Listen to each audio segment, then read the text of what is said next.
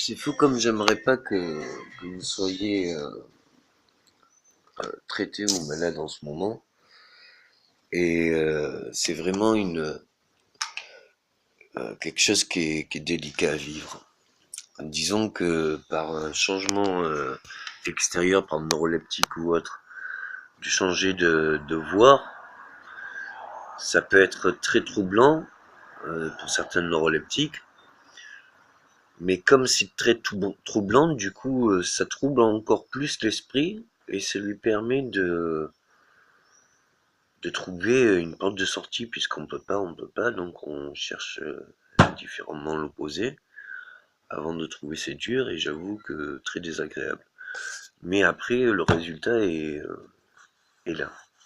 Donc à étudier quand même le résultat parce que si des pires donnent nous faim, il nous en vient le meilleur. Du coup, est-ce que c'est le pire ou est-ce que c'est par là qu'il faut en passer? Je sais pas, c'est quand même assez important. Bon, autre sujet, toujours médecine.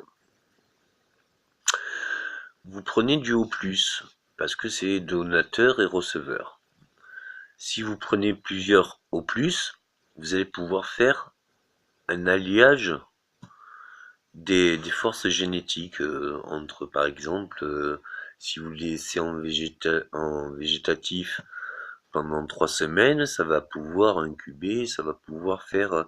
Donc si vous faites une enveloppe biosynthétique, ben, c'est synthétique, hein, c'est du plastique, mais bio, et dans le sens biosynthétique de pH neutre. Donc du coup, c'est du stérile, c'est du matériau plastique stérile, et puis vous allez pouvoir incuber, vous prenez 7 eaux différents, des 7 continents, si vous voulez. Et puis là, vous arrivez et vous allez voir que ça va faire des résistances naturelles, puisque les globules blancs d'un groupe vont se mélanger au deuxième groupe, et puis ça va faire pas deux groupes, mais ça va faire un seul et plus fort groupe. Et en faisant par les 7, ça va faire toujours un peu plus fort, un peu plus fort, un peu plus fort, un peu plus fort. Le résultat étant que si on a une transfusion de ce O+, eh bien le receveur récoltera toujours les informations parce qu'il y aura l'interaction des deux groupes qui se rencontrent et puis le nouvel ADN. Et si on le prend sur des enfants, du coup l'ADN est neutre de ces émotions euh, agressives, mais elles sont avec toute la force génétique qu'il faut avoir pour la force de vie qu'on avait peut-être aux bases génétiques dans notre sang à la naissance. Et puis c'est peut-être une substance qui est dans le sang et qui nous permet cela. Mais si on prend on sait que certains traumatismes, tout ça, où on peut changer l'ADN aussi extérieurement, et on se rend compte que peut-être que les meilleures données étaient quand on était enfant parce qu'on avait un quota que notre sang pouvait supporter.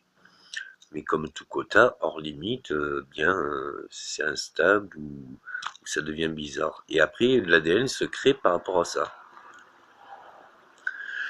Mais si on fait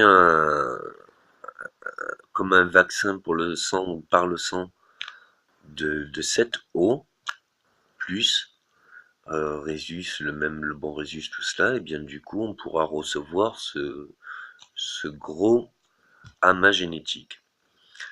Donc il faut que les hauts soient sélectionnés, il faut que les receveurs soient sélectionnés, mais disons que c'est comme ça que vous allez sécréter des biodéfenses dans votre groupe sanguin. Alors tous ceux qui sont obligés d'avoir des transfusions sanguines connaissent ça, mais aussi les femmes quand elles portent notre enfant, eh bien même nous, à un moment donné dans la grossesse, on la voit, on voit qu'elle porte notre enfant, Et puis même son ventre, c'est notre ventre, quoi. C'est notre bébé qui est dedans. Enfin, il y a une fusion qui se fait entre la mère et le père.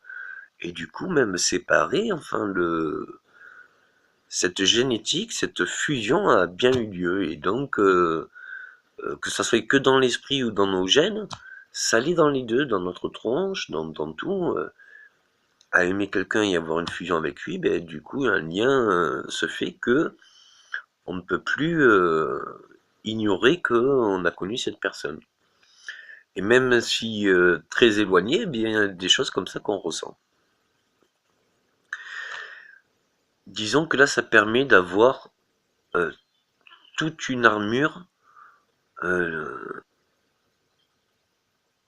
peut-être de hormones de croissance, et qui permettrait en fait de remettre juste nos cellules en, en regain de toutes les structures de défense moléculaire, je pense.